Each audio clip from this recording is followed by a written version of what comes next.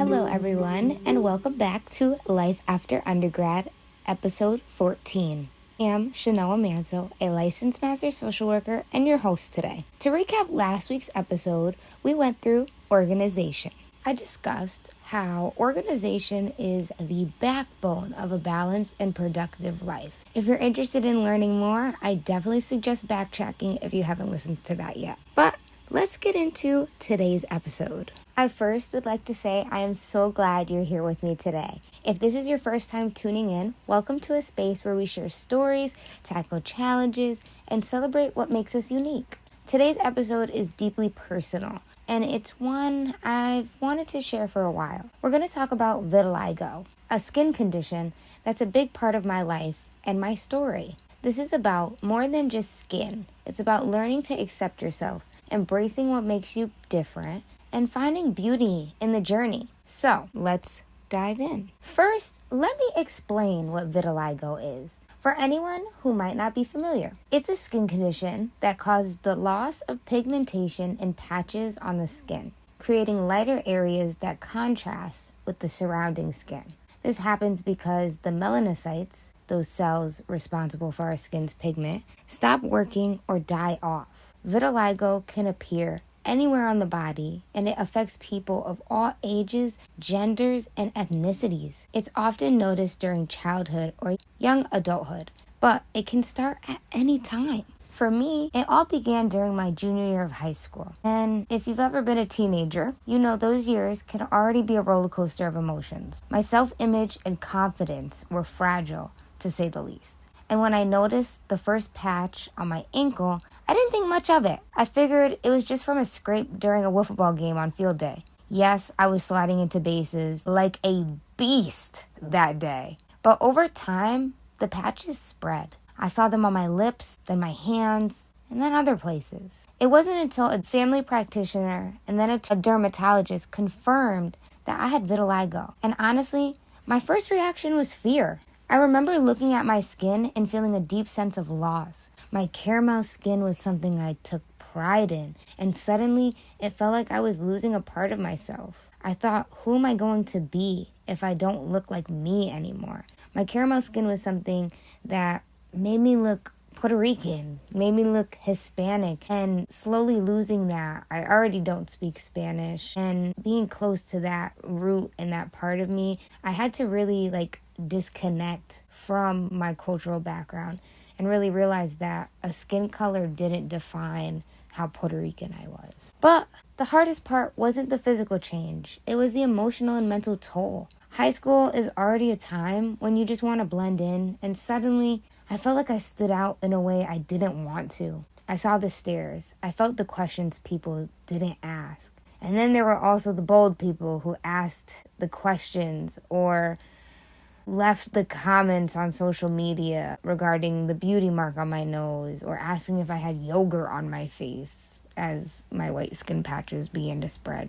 further and further more around my mouth. My self-esteem took a hit, and I wondered if I'd ever feel comfortable in my own skin again. Not only was I changing my skin was changing, but my life was too at the same time. I was taking the SATs and prepping for that. I was applying to colleges, in a high school relationship, which I totally don't recommend, and numerous extracurricular activities. There were so many stresses and hats I was wearing that were weighing on me. And then when this all began to change amongst my appearance and my skin, my relationship status was no longer there. My living location was now 45 minutes away from the place I had called home my whole life. I felt I lost a sense of self that I had to regather and find. I defined what I liked, who I was, and the person I wanted to be as I emerged into my adulthood and being a professional with goals to have a career. Coming from Meriden, Connecticut came with many advantages but also disadvantages. But you know what? Life has a way of teaching us the lessons we need, even when they're tough or you don't understand why they're happening. As time went on, I started researching vitiligo.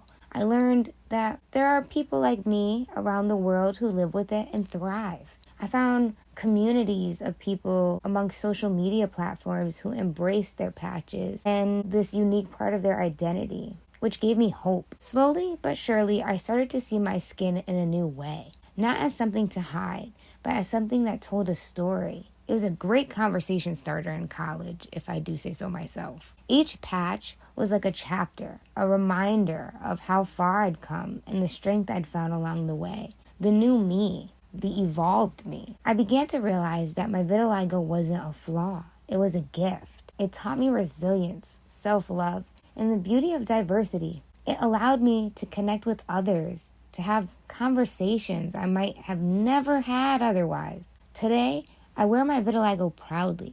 It's a part of me, and I wouldn't change it for the world. It taught me to celebrate what makes us different and see the beauty in others, people's unique stories. So, if you're listening and you're feeling different, whether it's because of your skin, your background, or anything else, I want you to know you're not alone.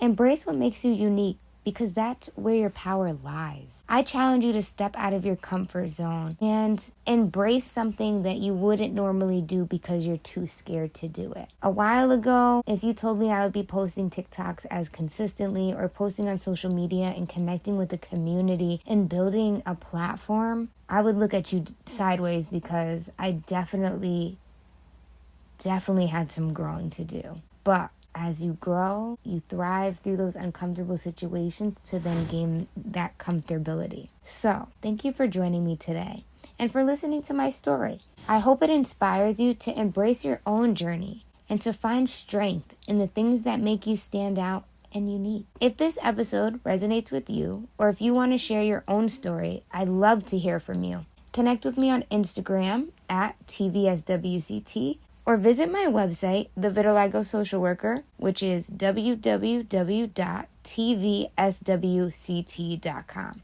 And as always, don't forget to share this episode with someone who might need a little encouragement or an interesting story today. Until next time, take care, and remember, you are beautifully, wonderfully unique. If you're interested in staying updated with the most recent uploads, feel free to drop a follow to this podcast, Life After Undergrad, or you can follow our Instagram and TikTok page at TVSWCT. Currently, we are only streaming Life After Undergrad through Spotify. We are working on uploading to other platforms in the future. But until next time, see ya!